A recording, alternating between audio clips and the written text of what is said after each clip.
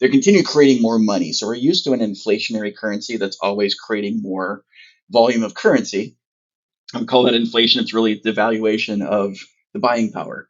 When I was a kid in the late '60s, the equivalent of $1,000 then is about $9,000 now. So it's devalued quite a bit. Bitcoin is different, and it takes a little while to get used to this. There's only 21 million Bitcoin ever. They're not making more. Hey, investors. You are listening to the Investing to Win podcast, the show dedicated to empowering investors to achieve financial freedom and live your best life. This show is committed to offering honest conversation between investors, common sense strategies, real-time market updates, and professional guidance to achieving financial freedom. Investing doesn't have to be super hands-on or complicated.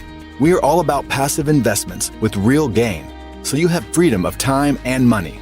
Your host is none other than Garrett Wong, who brings decades of experience in buying, renovating, and managing cash flow investment properties. Thanks for being here, and get ready to invest to win. Hello, investment community. This is Garrett Wong, your host of the Investing to Win podcast. Today, I'm pleased to have a guest that is going to demystify the world of Bitcoin for us. Chris Reavis, welcome to the podcast. Thank you. Excited to be here. Yeah, we actually met on social media as most things happen these days. So I don't know a lot about you. Why don't you tell the audience a bit about yourself? What's your story and your background? Sure. Yeah. So I've been in technology for over 35 years. And if you count when I got my first computer at age 9, longer. So I've been a lifetime geek and deep into technology. And it's just something that's been easy for me, just kind of wired that way. Worked at Cray and SGI. So early in my career with supercomputers, like the big stuff. Well, yeah, no, wow.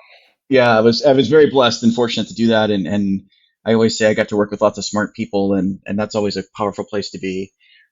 Did some .com startups after that. Then I moved to information security in that world quite a bit.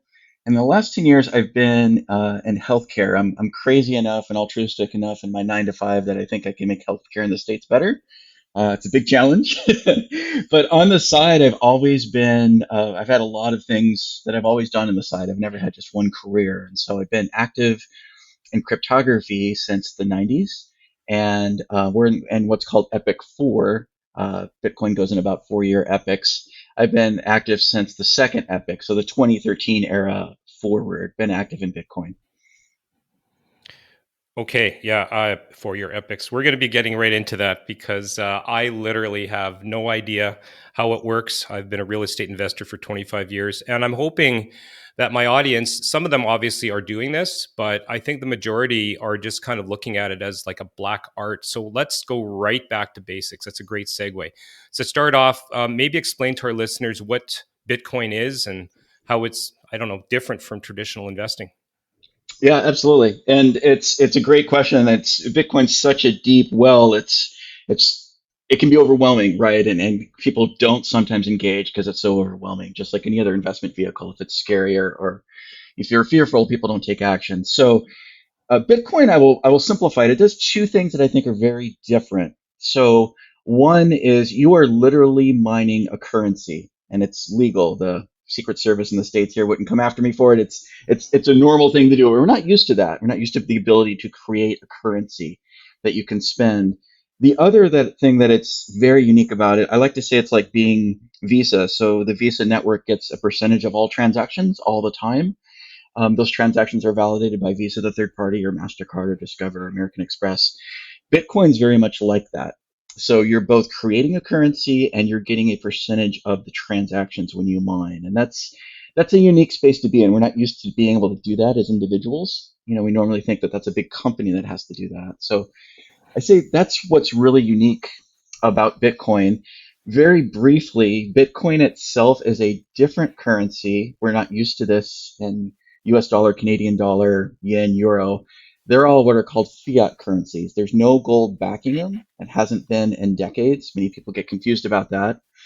In the US, gold has not backed the dollar since 1971. In Canada, I think it's around 1930s. Euro and yen, they're not backed by anything other than the government's ability to pay. And the governments continue to issue more debt to pay that. So they're continue creating more money. So we're used to an inflationary currency that's always creating more volume of currency. I would call that inflation. It's really devaluation of the buying power. When I was a kid in the late '60s, the equivalent of $1,000 then is about $9,000 now. So it's devalued quite a bit. Bitcoin is different, and it takes a little while to get used to this. There's only 21 million Bitcoin ever. They're not making more.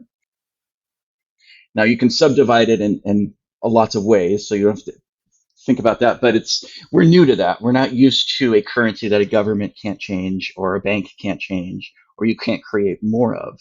So it's fairly unique, I think, as an investment, because every other investment's got a currency underneath it, some fiat currency. That currency will devalue, so you'll have some inflationary hits. Bitcoin, you won't have that. So that's why I think it's a unique, and I wouldn't say put all your money there, but it's a very unique thing to add to a portfolio. Okay.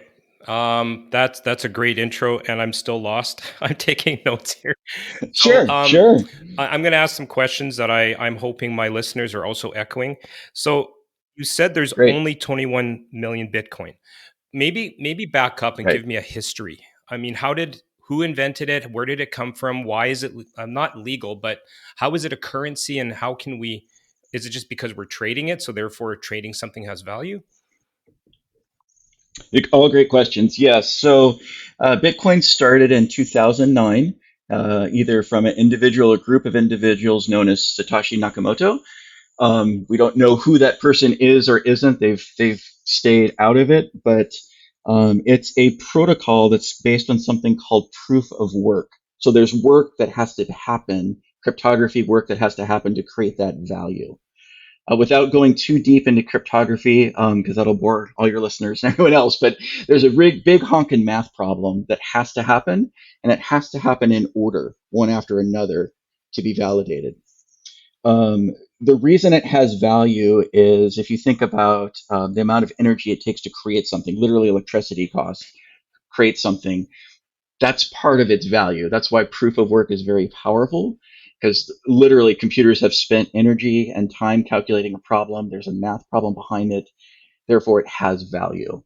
It's different than other currencies. Bitcoin has an open ledger, so you can see everything, unlike like the Visa network or a Reserve Bank. So I mean that's why it's different. That's why it has value. I mean, certainly human beings have to use it, so it has to be transactional value and those sorts of things for any currency, right, to have value, and it's gaining quite a bit. It's still we're still in the sub $1 trillion phase, so that's not giant, but it's also not tiny. We're around $700 billion valuation in Bitcoin today, which is bigger than an Apple or other big companies, but as a currency, we're still early. Okay.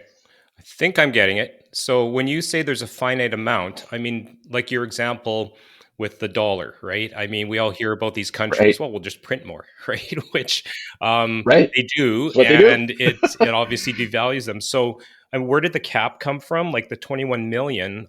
Maybe tell me about that so I can maybe understand. Absolutely. So Bitcoin's all math, and it's actually open source. You can see the algorithm itself. The algorithm itself limits it to 21 million, and it's not like you can go in and just tweak it. There's a lot of very complex math that will limit it to a total of 21 million. Okay. Now, that 21 million, we're used to like Canadian dollar, US dollar, that just without a decimal point after it. Uh, each one of those 21 million can basically have a million decimal points. So there's plenty of abundance in currency to go around. That's often a question that comes up. Oh my gosh, only 21 million, that's not enough. Right, and we're used to your point, we're used to governments and banks printing money to get out of problems. And there's a forcing function here where you can't do that. And so, you've got to solve the problem instead of kicking the can down the road, right, and giving it to our kids. Which is a good thing, actually, right? Yeah. Right, right. Okay. So speak to me about mining. I mean, we've heard about it. What exactly is it? Sure. So it's actually incredibly simple. A miner itself is a piece of hardware. It's about the size of a shoebox, give or take. It's got a fan that sucks air in and a fan that pushes air out. And inside of it are specially designed. It's different than normal computer servers that you'd see like a Google server farm or Apple server farm. They're hard designed to mine Bitcoin. And again, mining is just the notion that you're creating a currency and you're validating transactions. There's a lot more complexity and depth to that, but that's really what's going on. There are approximately 7 million miners around the world. It's decentralized mining Bitcoin. And it happens every day, 24/7. They're just there working away. And somebody who gets into this, obviously, that adds to that number then. Exactly right. Exactly right. And uh, and any individual can do this. Now, it can be daunting again because, oh my gosh, how do I get into this? It's new. It seems technical. It seems scary. There are large corporations, putting mining farms in, and actually a lot of energy companies are starting to get involved because it's a very useful way to balance the grid. Or I've seen Exxon recently and others, the gas flaring sites. So when you mine natural gas and they're just burning that gas straight up into the atmosphere as methane, you can take that, use that energy instead of it creating raw methane, which is awful, even worse than CO2, as a generation source and power Bitcoin miners. So there's some very interesting things energy companies are starting to do in this Okay. space. I'm going to ask a question.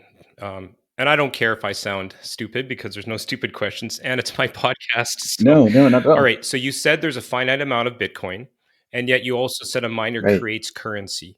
So those two statements to me right. are confusing. How are we creating Yeah. something that has a finite supply? Right. So another great question. Every day, roughly 900 Bitcoin are created. We're not to that 21 million cap. We're about 19 million I now. see. And in the algorithm, it steps down. So this coming April, it's something called the halving, where it will create half as much in those 10-minute increments. So instead of 900 Bitcoin a day, it'll create 450 Bitcoin a day. And the algorithm just keeps having that down.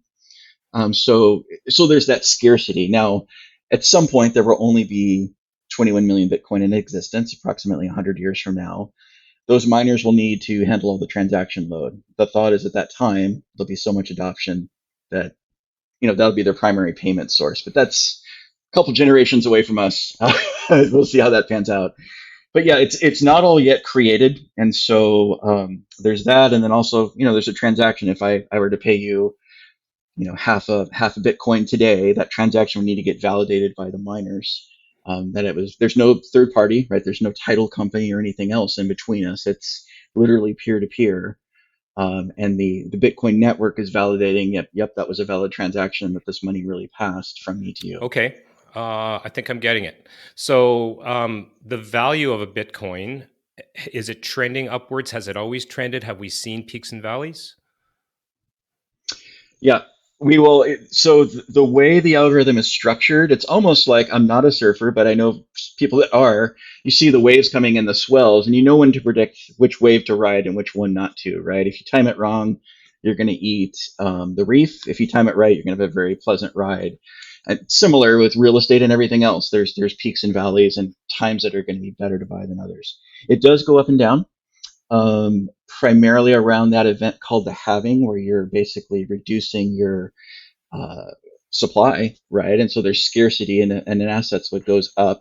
We are in the rise right now. We probably will be on the rise through, again, not financial advice, but through late 24, early 25. That's probably the next all time high. And then it will drop again. And some people will freak out about that, not knowing that 4 years from now it's going to go up and up. Um, we'll probably see something close to 100K, 120K US dollar valuation, and that late 24, early 25. That's what other experts say that I trust. If you carry that out further, which I do, I'm looking at generational wealth. We'll see seven-figure Bitcoin 2030 and beyond. Almost without a doubt, the way the adoption's happening. Nothing's a sure thing, and I look at this as an and a small percentage allocation, and certainly a high risk one. But yes, it goes. Short answer to your question, it does go up and down. We're on a rise. We're year to date about 130%. I was around 15,000. Now we're around 37,000 from a US dollar, conversion Okay. rate. That was actually going to be my next question. So, as of today's recording, a single Bitcoin is worth how much, did you say? Approximately 37,000. I didn't look this morning, but right around there. Okay. And for practical purposes, when somebody is mining, how long does it take? I mean, does it depend on how many servers you have? I mean, speak to me about that if you Sure. can. Yeah. The factors in mining that make you money are a few things. One is negotiating a low energy rate, right? Because it takes that energy to power the miner. So you want a low price per kilowatt hour on your hosting farm. You want a server farm that's up a lot, and you want a very efficient miner, meaning the amount of power it uses versus the Bitcoin it outputs is a good ratio. And that's always getting better. Just like car efficiencies have gotten better over the decades, those miner efficiencies are getting better. So the rough ROI that I target is, somewhere around a 12 to 18 month, where it's completely paid for the hardware and everything else. Folks that use this as a business, which I highly recommend, you can of course write off that energy cost and that miner cost as a business expense, right? And keep and hold the Bitcoin. That's a really powerful strategy that's different than most investments. In real estate, you can do that Right, too, right. but in stocks and bonds, we're not used to that, right? So, but roughly an 18 to 24 month. I do coach folks to hold that Bitcoin longer. I mean, even though you have an exit at that point, I would recommend holding at least 5 to 10 years because the upside is considerable. Just like in real estate, the longer you can hold that asset, the better, generally. So, yeah, that's how it works. So, long term, over a decade, you may replace those miners. A miner lives roughly, from a hardware perspective, roughly 3 to 5 years. But in that 4 to 5th year, it's probably going to start to become less profitable for you as things are always iterating. Okay, so you have equipment costs to get started. Right, Um, Sort of right, like a rental property, right? You have your rental property. right. You obviously have to purchase it. You've got, acquisition costs, legal fees, things like that, and everybody's going for that cash flow. That's the end game where it's starting to make you money, but you have to purchase all of this, and then you're hoping that nothing happens along the way. So you've got hydro as well. And I mean, I think what I'm not understanding, a miner, what is it exactly doing? It's obviously connected to the internet, but in the like Right. the math, the algorithm, the computer jargon, maybe try to demystify that part for me. Yeah, absolutely. So, cryptography at first is generally the use of very, very big high prime numbers. They're doing a really complex math problem that you can't just do on a spreadsheet or in your head. It needs some pretty serious compute. So if you imagine, a number with, 100,000 digits in front of it times another one and that output, most of cryptography, most of security, quite frankly, is based on that. If we have a secure connection on a web interface doing a credit card transaction, the pipe, if you will, is secured with cryptography, and it's basically big prime numbers, right, that are difficult to break. The miners all the time, they're connected to what's called a pool. There's multiple mining pools, so you can solo mine. You most human beings do not do well. It's sort of like buying a lottery ticket and hoping you'll be a billionaire, but the likelihood's really low. So maybe not that low, but low. So most are in a pool, and the pool interacts with the network. It's called hashing, which is just think of it as running. And on that network, there will be transactions. So if that early example that I sent you a Bitcoin or half a Bitcoin, that transaction will be in the pool, as well as creating what's called the next block. And so literally, if you think of like a freight train car, there's cars right in front of each other. Let's pretend you can't unconnect the freight cars. It's literally putting the next car in the block with a bunch of math around it. And in that freight car would be the transactions, and the next, right now it's 6.25 Bitcoin every 10 minutes. So it'd be that payload. And it secures it, kind of puts a package of math around it so you can repeat it, and it is validated, and then it moves on to the next. I don't know if I made that You worse know or what? better, but I that's the easiest It way I can actually made describe it it. better for me, maybe not my listeners, because I was actually trying Okay. to help out my son with his college computer web development assignment last night, and we were going over hashing and salting. And so I had to look it up. And yeah, I mean, at Oh, least nice. demystifying it for me, hashing, I believe, is sort of an algorithm. And there's different standards out there that will encrypt a password. right? And then decrypt on the other end Right. so that somebody who's looking in a Right. database can't see the actual password. They see all these letters and numbers. It's kind of like a one-way code on each side, right? Well said. Yep. Okay. Exactly. All right. So I had a bit of a light bulb there. Okay. So for the Nice. non-techie, who's not tech savvy, how accessible is this? Because it sounds like you need to have like a master's degree in comp sci or something. Yeah, you don't.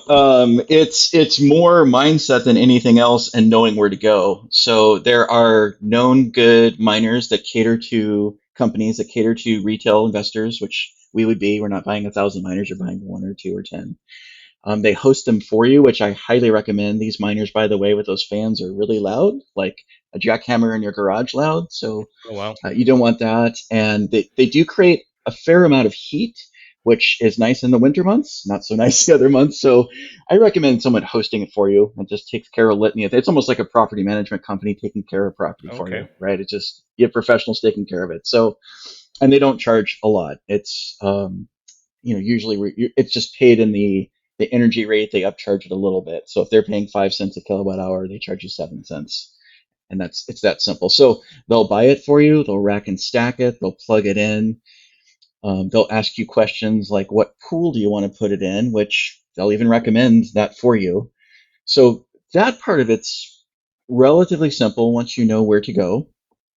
And I'm happy to share some links that you can put in here so folks have the places I mine that I've trusted and vetted. And I no resell or anything; they're just good folks. And then they can recommend what type of miner to buy. Generally, they're in the around 2,000 US dollar to around 4,000 US dollar as your initial cost. Your hosting rate's going to be somewhere around 150 to $200 depending on the miner, and you'll generally make right now. I'm converting Bitcoin to dollars, so you'll generally net around $200 to $300 and more as Bitcoin value increases a month. So, and you see it right away. I mean, the nice thing is this is all transparent. There are web links to look at your miner hashing, to see it on the pool, to see all that. So it's very visible. But I think it's just that first getting in, knowing who to talk to that you can trust, and having them set the miner up for you and go. Well, not much different than real estate. I mean, everybody knows somebody with a rental property, and everybody also knows somebody who's had nightmare stories about rental properties, right? And how do you get into it? How do I buy Right. it? And that's why obviously our other company, our property management company exists to try to help out people who just don't have the time or the knowledge to do it. It's interesting that there's actually businesses that are propping up around this space. Did you know that there is a big difference between investing in real estate and becoming a real estate investor? People become real estate investors all the time. They get into a flip or conversion project, or even dealing with long-term tenants, and they come back to us to tell us the same thing. It's like having another full-time job. I don't know about you, but that's not what we call investing. Investing in real estate is about having your money work for you in a way that is passive, consistent, most importantly, hands-off. So which one are you? Do you want to be a real estate investor, or do you want to invest in real estate? For those that are open to investing in real estate and having your money work for you, listen up. Garrett Wong has spent decades helping thousands of property owners navigate the ins and outs of property investing and management through his award-winning company, Upper Edge Property Management. Their new division, Upper Edge Capital, is currently involved in multiple projects, from single-family flips to multifamily development. Are you looking for a healthy return on your invested capital, or perhaps becoming a joint venture partner? If so, go to www.upperedgecapital.com/invest to book a time to speak with Garrett and his team to see if there is a fit. Once again, the link is www.upperedgecapital.com/invest. Now, back to the show. Yeah, it's and they're doing relatively well. I mean, the way they make money is, there's interest and excitement in this. They make a little bit of margin on the hardware, and they make a little bit of money on your monthly hosting rate. So it's similar to computer server hosting farms. It's kind of the same model. Okay. So, I mean, when we say Bitcoin is crypto, basically, right? Is that what is it one and the same, or are there different types of crypto type of currencies?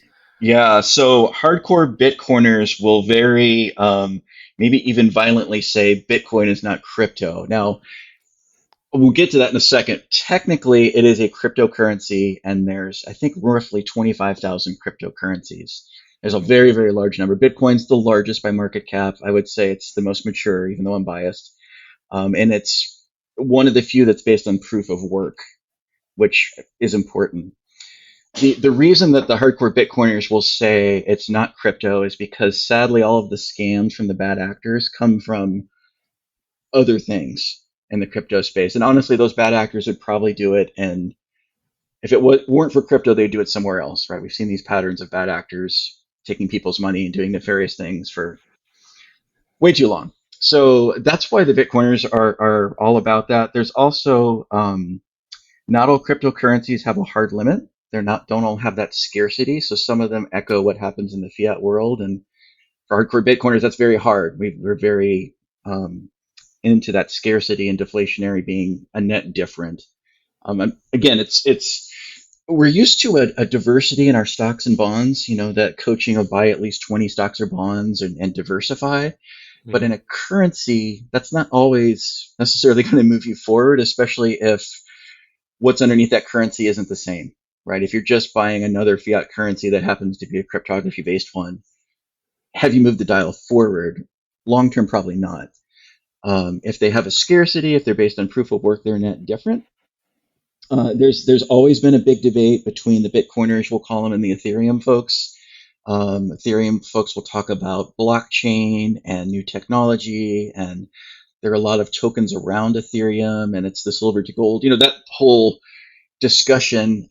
After going through this over the last 8 years, and I was looking at all cryptos, I've settled on Bitcoin as what I think is the community is the strongest behind. You know, and talking to these folks, they're very supportive. Like, how can I help make you successful versus how can we rig the system and make money? And that just resonates with me better. You know, as a father and as a human and wanting to leave an impact, I'd rather be involved with something a little more like that than it almost looks like a get rich quick scheme, right? Or a venture capital company pouring For money in to sure. pump Yeah, something, right? pyramids and It just whatnot. doesn't Yeah. feel right. Hmm. So, but Okay. that's my bias. So there are folks in the Ethereum space that will say bad things about Bitcoin, I suppose too. But my bias, and it's really from just working in this for some time and making some big mistakes, is Bitcoin. Okay. So you threw out a couple terms there. Yeah, I'm assuming those are other cryptocurrencies. Can you just sort of name the top five, other than Bitcoin, most common currencies that people are also doing, like in this space? Just so sure. just to Yeah, and kind this of. this changes some. There's a great website called Coin Market Cap that will show the top 10 by market cap. Bitcoin and Ethereum are always one and two. Bitcoin is I mean 70+% of the market cap value of the rest of these. And there's like 25,000 of them. It's crazy how many get created. You'll see ones that are pegged to the US dollar, so US dollar coin or US dollar USDT. Again, they're just for transactions kind of pegged to the US dollar, so they're not much different than the US dollar as a fiat currency. You'll see Dogecoin and Solana, Cardano, a variety of others. And what you'll notice about those others is they have a CEO. They're probably funded by venture capital. You know, they have the characteristics of like a tech startup. Bitcoin doesn't have that at all. So it's another way that it's different. There's a foundation that makes sure that the code set is maintained in that, but there's no CEO, there's no centralization of it. Um, and again, I'm probably sound like I'm trying to preach religion here, but that's what's net different about the other cryptocurrencies. There's new ones popping up all the time. Honestly, they start to look like penny stocks to me. You know, pink sheet type stuff that just there's not a lot of value behind. Um, in my opinion, when you've got something that's already working, it's incredibly well vetted. BlackRock and Fidelity and other big fish in this space are trying to do ETFs that are 100% Bitcoin based. So you have some really big investment money, institutional, coming into Bitcoin specifically, and not Okay. into all those other 25,000. Got it. Okay. I think I understand. There's more of a purity and a community around it that just seems to try to go toward more of an altruistic goal. Absolutely. Okay. So, in terms of risk, then, because that was one of my next questions, Yeah. how do you advise investors to manage and mitigate these risks in crypto?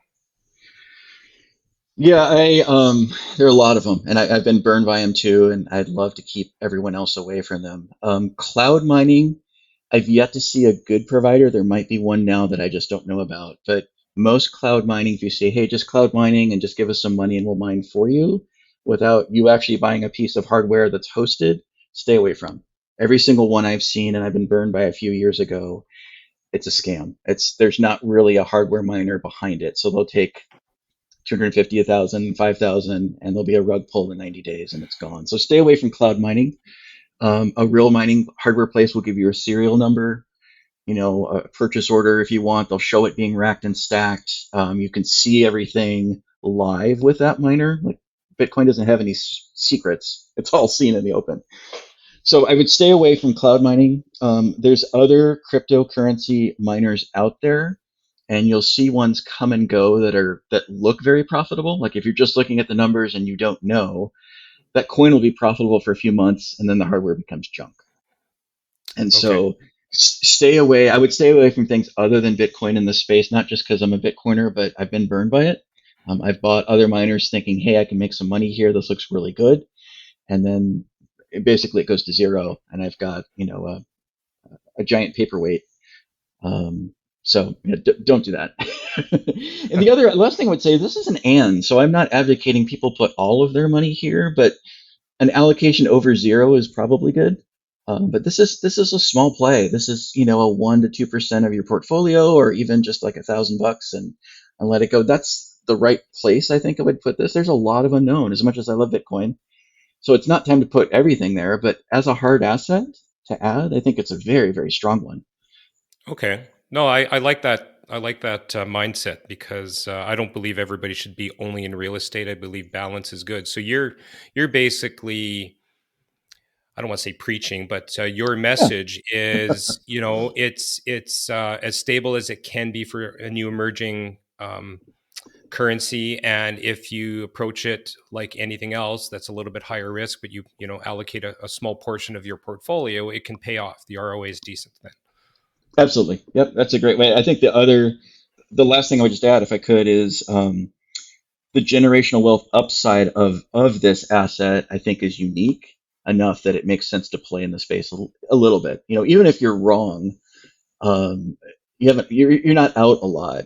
But if you're right, the upside is pretty considerable.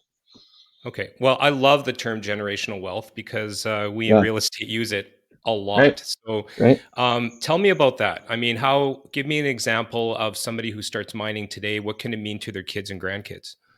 Yeah, mining or even just buying Bitcoin.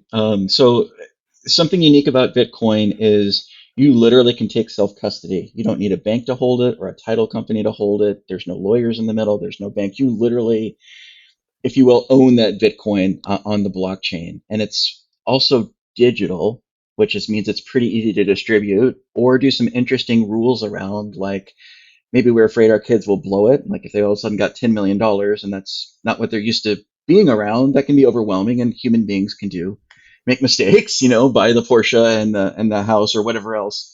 You can do things with Bitcoin because of technology, like let's just give 1% a year, right? Or let's match their salary. So there's some kind of cool techie things you can do.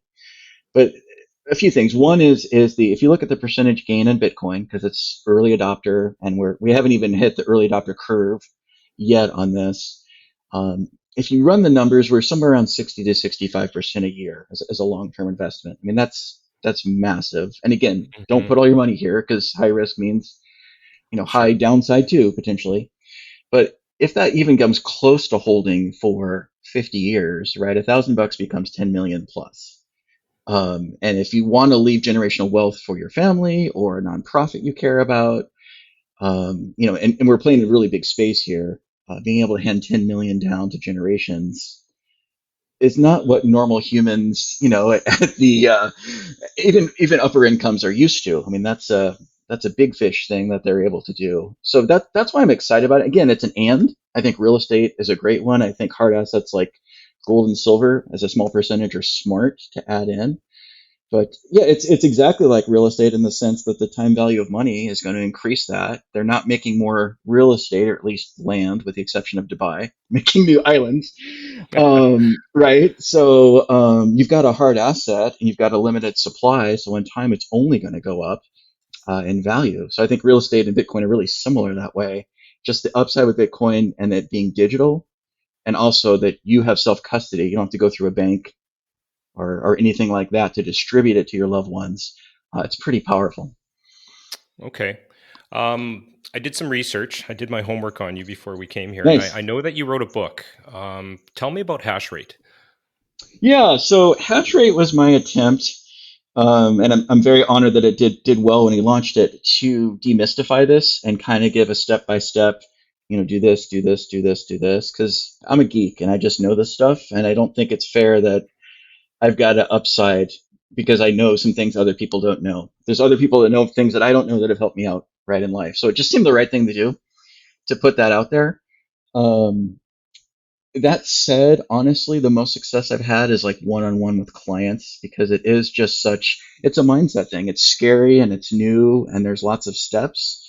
And you really just want a guide to walk you through that. But hash rate's out there, it's on Amazon. I think it's pretty inexpensive. I think it's only a few dollars for the ebook version.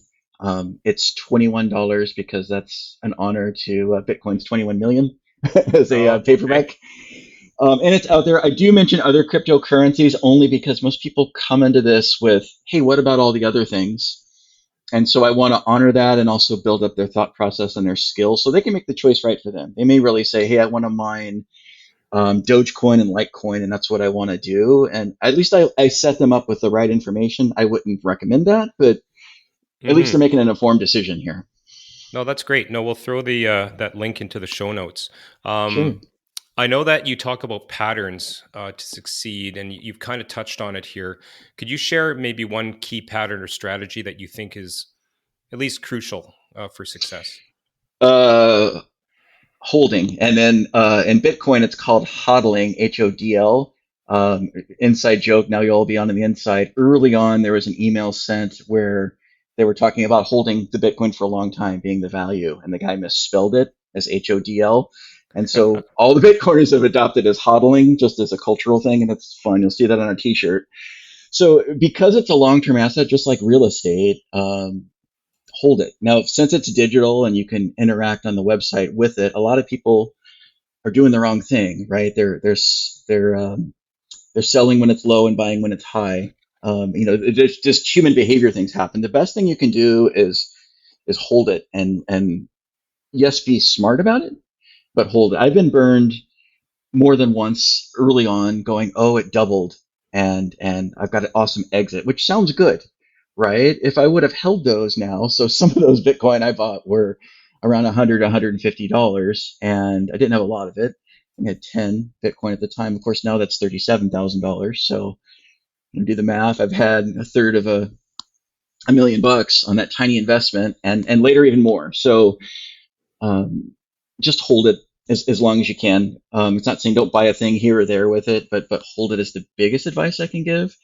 The other is if you're not going to mine, there are some ways that you can just do a dollar cost average, just buy $50 of it every week, and just like any other investment, a little bit of money all the time into it, you'll ride out those waves of Bitcoin going up and down, and you'll have a net positive. So if you're not going to mine, which is totally fine, I do recommend just a small dollar amount, 25, $50, $100 a week, is a smart way in.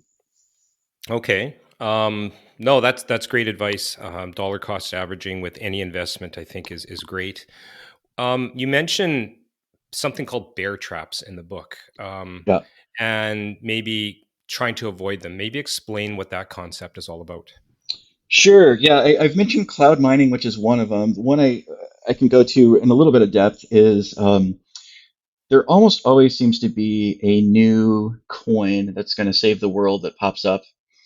And if you look at the profitability, it looks great. Where Bitcoin's making $10 or $15 a day. Boy, this coin does $100 a day. Makes a lot of sense. It's got a very interesting group of founders, maybe JP Morgan or a big name is in there. So people will buy these miners. I'll tell you a real story. And luckily I was able to protect investors from this later, but I got excited personally about a coin called Cadena, which no one's ever even talking about anymore. But at the time, 4 years ago, oh my gosh, Cadena is the stuff. And it did have a JP Morgan person behind it, and the miners are super profitable. And I knew it was high risk. But at the time, Bitcoin miners were more expensive. They're around $10,000 each. This miner was $50,000 each. However, it supposedly returned $3,000 a month, right? And so I bought into that miner. I set it up, and sadly, a few months later, that became almost zero a month because Cadena was not very. It was backed by a VC. They did a pump and dump kind of scheme. I didn't know the signs to look for, right? Probably just like a rental property, not knowing to the little things you look for, or even the big things, or not having a home inspection to know what you've walked into, which sadly people do that too. I didn't have the equivalent of a home inspection on looking at the miner, and even though I'm smart and I know this space, I missed out. I had a big blind spot to this and got burned. So I've never been burned with any single one of my Bitcoin mining purchases, even when I bought them a little for more money. Like that's never been an issue. I've almost always been somewhat burned by other coins. So I would stay away from the shiny object syndrome. If it looks better, and especially like a 10x better, it probably isn't. So I'd watch that. The cloud mining I would watch. And anyone that offers to buy Bitcoin for you, you don't need them. That is one of the biggest scams. It's funny, people, if someone called us on the phone or we got some junk mail, we know how to operate with that, or junk email. We know just delete it and get rid of it and block, or junk phone calls. Somehow in the crypto space, still, like that turns off for people. They forget like their skill set of this is a scam and how to detect it. And like, oh, this must be a great deal. And he told me he has all these followers and he can buy it for me. Wow, that's it. Like, run. You can buy Bitcoin yourself in so many different places, all the exchanges, the Coinbases and Gemini. You can buy it from Swan and River directly. You don't need someone to buy it for you. So that's probably more than one. Sorry, but I just get tired of seeing people burned by scams, and then they have a bad taste in their mouth about Bitcoin. And it's such an opportunity, and there's such a legitimate group of people behind that. I don't want people to miss out. No, for sure. You're definitely passionate about it. And Just that a brings little. me to my next point. I know that you do offer services around this. Maybe tell us a little bit about what you do, and I think you have a done for you and a done with you type of model. I do. So I have a newer program that really has rolled out. So I have roughly 60 investors now in Bitcoin mining, where I'm setting up mining farms for them. They have full view to everything I've done. And just the next thing I want to do is create generational wealth. So my crazy goal is that over 50 years, because I won't be here for the other side of this, I want to create $1 billion plus of generational wealth for folks that might not have done it. That sounds like a big number. When you start to undo it, it's actually not that big. I need roughly to serve about 160 people, and it would create that. And I'm just convinced that future generations will have choices that maybe we didn't, and use that for good. It's an altruistic thing. I know that might not happen, but that's where I'm coming from. So the program walks through, it's a 90-day program. Um, I take folks step by step. So like the conversation we are having, I walk folks through that. I've got an online course that goes with it. I help them. I have sort of a VIP red carpet, white glove, if you will. Here's all the stuff you need and ship it to you. So I take all the mystery out of it. It's very much a VIP, walk you through one by one, and also set you up for when you have your discussion with your lawyer of choice and add this to your trust. Here's the things to say. So it's very simple for you to add that. I'm not a lawyer, I'm not a financial advisor. I'm not going to serve that purpose, but I'll make it a lot easier for you. So you're not spending, 10 hours a lawyer's time. You're spending an hour. So that's the program. It's really for folks that want to have this and create generational wealth through Bitcoin, and they might be doing it through real estate and stocks and bonds too. And they're curious enough about, if I do this now and it's only a few $1,000s of Bitcoin I'm putting in, and I set it up for my kids, and I take self-custody, which is different. We're used to banks being quote unquote safe. But if you take that self-custody and you're able to distribute it directly, there's no banks or probate or any of that mess when it's your time, it's really exciting to me to do that and to see what people will do. So that's the program. It's on my website. I've got a really simple assessment. It's just a quiz that walks through, is this right or not right for you, and kind of helps score your IQ if this is of interest to you, and that's free. I also have a tool that's kind of fun that looks at, if you were to kick your Starbucks habit, how much money you could put against Bitcoin and what that would be, in the future, just as a fun play with numbers thing. Those are always fun, real estate or stock or anything, to play with those numbers. Okay. Oh, that's great. As we wrap up here, why don't you speak to our audience about the future? How do you see it changing? Where are we Yeah. going with Bitcoin?